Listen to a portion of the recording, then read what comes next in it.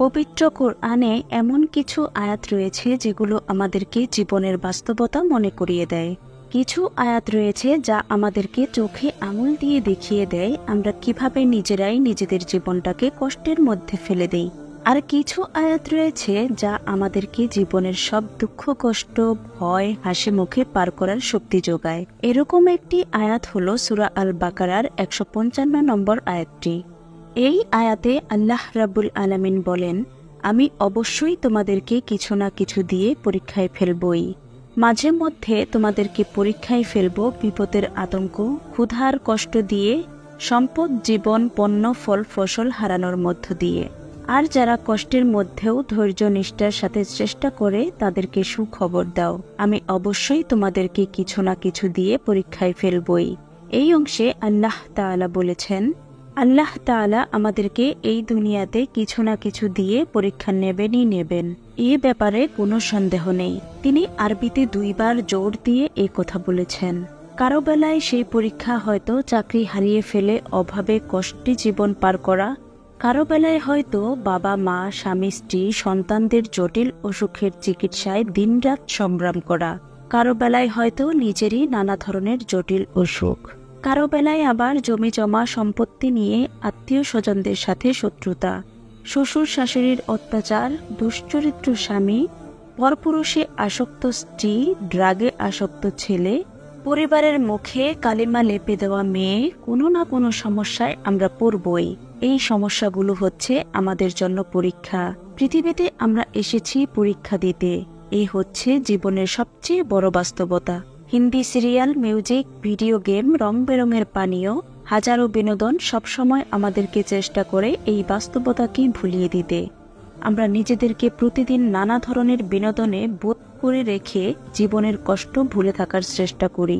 যতক্ষণ বিনোদনে ডুবে থাকি ততক্ষণ জীবনটা আনন্দময় মনে হয়। তারপর বিনোদন শেষ হয়ে গেলেই অবসাদ, বিরক্তি, একঘেয়েমি ঘিরে ধরে।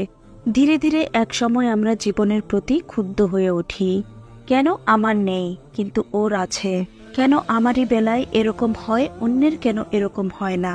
এইসব অসুস্থ প্রশ্ন করে আমরা আমাদের মানসিক অশান্তিকে জ্বালানি যোগাই। এত যে অশান্তি, তার মূল কারণ হলো আমরা যে এই জীবনের শুধু পরীক্ষা দিতে এসেছি এই কঠিন বাস্তবতাটা ভুলে যাওয়া।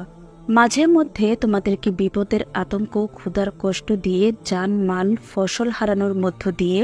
এই অংশে আল্লাহ তাআলা বলেছেন, মাঝে মধ্যে তোমাদেরকে পরীক্ষায় ফেলবো বিপদের আতঙ্ক, ক্ষুধার কষ্ট দিয়ে, জান মাল ফসল হারানোর মধ্য দিয়ে। এই অংশে আল্লাহ তাআলা আমাদের কিভাবে পরীক্ষা নেবেন তার কিছু উদাহরণ তিনি আমাদেরকে দিয়ে দিয়েছেন। আমরা যদি ভালো করে বুঝি নেই পরীক্ষাগুলো কেমন হবে, তাহলে সেই পরীক্ষা দেওয়ার জন্য আগে থেকেই আমরা তৈরি হতে পারবো। তারপর যখন পরীক্ষা শুরু হবে তখন পরীক্ষা পার করা সহজ হয়ে যাবে। যারা জীবনে অনেকবার কঠিন বিপদে পড়েছেন তারা হয়তো লক্ষ্য করেছেন যে যদি চিন্তা করে বের করা যায় কেন বিপদটা হয়েছে, কতদিন তা চলতে পারে এবং বিপদটা কিভাবে একসময় শেষ হয়ে যেতে পারে, তখন সেই বিপদটা ধৈর্য ধরে পার করাটা অনেক সহজ হয়ে যায়। সূরা বাকারার 155 নম্বর আয়াতে আল্লাহ তাআলা ভয়ের জন্য খাওফ ব্যবহার করেছেন। কোরআনে বিভিন্ন ধরনের ভয়ের জন্য 12টি আলাদা আলাদা শব্দ রয়েছে, যার মধ্যে এই আয়াতে বিশেষভাবে খাওফ ব্যবহার করা হয়েছে, যা একটি বিশেষ ধরনের ভয়। আমাদের জীবনে কোনো একটা বিপদ এগিয়ে আসছে বা এসে গেছে এবং আমরা তা নিয়ে ভয়ে আতঙ্কে আছি, এটা হচ্ছে খাওফ। এই ভয় রাজনৈতিক, অর্থনৈতিক, প্রাকৃতিক, পারিবারিক যে কোনো বিপদের ভয় হতে পারে। দেশের প্রাকৃতিক সম্পদ উজাড় হয়ে যাচ্ছে, মহামারী দুর্ভিক্ষ ছড়িয়ে পড়ছে, চারিদিকে মানুষের অভাব অনটন, যে কোনো সময় গৃহযুদ্ধ লেগে যেতে পারে, খাবারের দাম বাড়তে বাড়তে কেনার সামর্থ্যের বাইরে চলে যাচ্ছে। এরকম চলতে থাকলে সামনেই অচিরেই পরিবার নিয়ে একবেলা না খেয়ে দিন পার করতে হবে। এই ভয় হচ্ছে খাওফ। এটা একটা পরীক্ষা। সূরা বাকারার এই আয়াতে উল্লেখিত আরেকটি পরীক্ষা হচ্ছে ক্ষুধার কষ্ট। ক্ষুধার কষ্ট থেকে বাঁচার জন্য মানুষ এমন কিছু নেই যে না করে। একজন দিনমজুরের মাথায় সারাদিন একটা চিন্তায় ঘুরে, কালকে সে খাবার কেনার মতো যথেষ্ট টাকা অর্জন করতে পারবে কি? একজন চাকুরিজীবী সবসময় দুশ্চিন্তায় থাকে, আমি মারা গেলে আমার ছেলে মেয়ে খেয়ে পরে বাঁচতে পারবে তো? একজন ব্যবসায়ীর মাথায় সবসময় হিসেব ঘুরতে থাকে।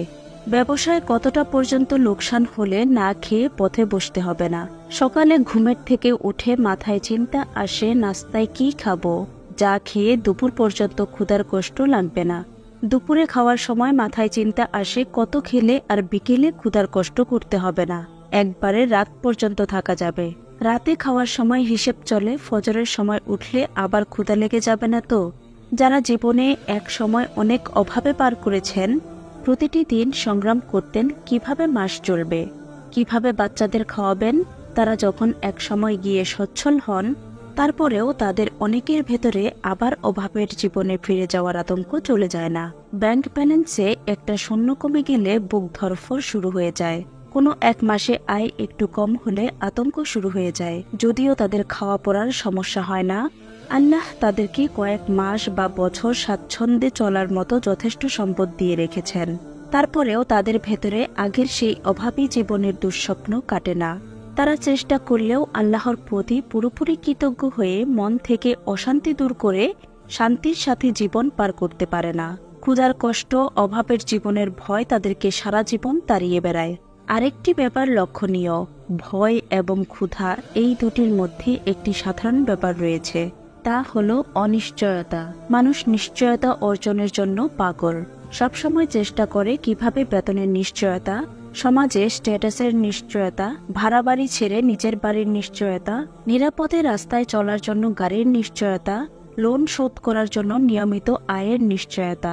এইসব অনিশ্চয়তাকে সবসময় নিশ্চিত করে রাখার জন্য বাবা মা, সন্তান, আত্মীয়, বন্ধু যে কোনো সম্পর্ককে উপেক্ষা করে হলেও মানুষ দিনরাত খাটতে রাজি আছে। কিন্তু তার জীবনে নিশ্চয়তা চাই। আল্লাহ তাআলা মানুষকে এই আয়াতে সাবধান করে দিচ্ছে যে তিনি মানুষকে অনিশ্চয়তা দিয়ে পরীক্ষা নেবেনই। সুতরাং অনিশ্চয়তাকে জয় করার জন্য হারাম পথে পা দিয়ে কোনো লাভ নেই। একদিকে অনিশ্চয়তা দূর করলে আরেক দিকে আসবে। মাঝখান থেকে সব অনিশ্চয়তাকে জয় করার মিথ্যা স্বপ্ন যেন আমাদেরকে শেষ করে না দেয়। এরপর আল্লাহ পরীক্ষা নেবেন সম্পদ, জীবন, পণ্য, ফল, ফসল হারানোর মধ্য দিয়ে। আমাদের পরিবার, আত্মীয়, বন্ধু ইত্যাদি নানা সম্পর্কের ভেতরে মৃত্যু আসবেই, এটাই স্বাভাবিক। মাঝে মাঝে কারো মৃত্যু হয়তো অল্প বয়সে হয়ে যায়, কারো হয়তো দুর্ঘটনা থেকে মৃত্যু হয়। আমরা তখন বলি কপাল খারাপ, অকাল মৃত্যু, অপমৃত্যু, আহারে বেচারা অল্প বয়সে মারা গেল ইত্যাদি। এগুলো সব ভীষণ রকমের ভুল কথা। মুসলিমের কাছে কোনো কপাল খারাপ নেই, অকালে মৃত্যু নেই, অপমৃত্যু, কম বয়সী মৃত্যু বলে কিছু নেই। এগুলো বিধর্মী এবং নাস্তিকদের ডিকশনারির শব্দ। কারো কপাল কখনো খারাপ হয় না। আল্লাহ তাআলা তার জন্য ঠিক যেসব সমস্যা হওয়ার কথা নির্ধারণ করে রেখেছিলেন তার জীবনে ঠিক তাই ঘটে। কারো অকালে মৃত্যু হয় না, তার ঠিক যে সময় মৃত্যু হওয়ার কথা ঠিক তখনই মৃত্যু হয়। কারো অপমৃত্যু হয় না, বরং মুমিন অবস্থায় দুর্ঘটনায় মারা গেলে সে শহীদ হয়ে মরে। তখন এর চেয়ে বড় প্রাপ্য তার জন্য আর কিছু হতে পারে না। কারো অল্প বয়সে মৃত্যু হয় না, পৃথিবীতে তার আয়ু সেইটুকুই নির্ধারণ করেছিল। সে ঠিক সময় মতো মারা গেছে, আগেও না পরেও না। এই সত্যগুলো আমরা যদি উপলব্ধি করি তাহলে আমরা নিজেদেরকে অপেক্ষাকৃত কম কষ্ট দেব, অন্যের মাঝেও অপেক্ষাকৃত কম কষ্ট ছড়াবো। এরপর পরীক্ষা আসবে সম্পদ, ফল, ফসল হারানোর মধ্য দিয়ে। স্টক মার্কেট ধসে যাবে, কেউ লোনে জর্জরিত হয়ে যাবে, কেউ দেউলিয়া হয়ে যাবে। অতিবৃষ্টি, অনাবৃষ্টি, খরা, বন্যায় ফসল ধ্বংস হয়ে যাবে। নদীর পার ভেঙে বাড়ি জমি নদীতে বিলীন হয়ে যাবে। এই হচ্ছে জীবন। এগুলো সবই আল্লাহ তাআলার পক্ষ থেকে পরীক্ষা। আমরা যদি উপলব্ধি করতে পারি যে আমাদের জীবনের কঠিন সময়গুলো আসলে এক একটা পরীক্ষা এবং আমাদের কাজ হচ্ছে এই পরীক্ষায় ঈমান বজায় রেখে পাশ করা, তাহলে জীবনের কঠিন সময়গুলো পার করা যেমন সহজ হবে, তেমনি আমরা পরীক্ষায় পাশ করে বিরাট প্রতিদান পাব। আর যদি তা না করি তাহলে জীবনটা অসহ্য হয়ে যাবে। ডিপ্রেশনের ওষুধ খেয়ে দিন পার করতে হবে, ঘুমের ওষুধ খেয়ে রাতে ঘুমাতে হবে, হাজার হাজার ওষুধ খেয়ে নষ্ট করা কিডনি নিয়ে ডায়ালাইসিস করতে করতে ধুকে ধুকে মরে যেতে হবে। আর আখেরাতে থাকবে অপমান এবং শাস্তি। আর যারা কষ্টের মধ্যেও ধৈর্য নিষ্ঠার সাথে চেষ্টা করে তাদেরকে সুখবর দাও। এই অংশে প্রশ্ন আসে, কিসের সুখবর? মুমিনের জন্য সুখবর একটাই, জান্নাতের নিশ্চয়তা। আল্লাহ তাআলা আমাদেরকে এই আয়াতে বলে দিলেন কি করলে আমাদের আর জান্নাত পাওয়া নিয়ে কোনো চিন্তা করতে হবে না। আসুন আমরা আমাদের জীবনে ঘটে চলা পরীক্ষাগুলো বোঝার চেষ্টা করি। এই পরীক্ষাগুলো কিভাবে দিলে আমরা পরীক্ষায় পাশ করব তা চিন্তা করে বের করি। তারপর যথাসাধ্য চেষ্টা করি নিজেদের মধ্যে যা কিছু পরিবর্তন করতে হবে তা করার। ঈমান বজায় রেখে প্রতিটি পরীক্ষা সুষ্ঠুভাবে শেষ করি। আল্লাহ তাআলা তখন আমাদেরকে কিয়ামতের দিন সবচেয়ে বড় সুখবর দিয়ে দিবেন। সেদিন সেই সুখবর পেয়ে আমরা আনন্দে আত্মহারা হয়ে যাব। পৃথিবীর জীবনটা তখন কয়েক মুহূর্তের দুঃস্বপ্ন মনে হবে।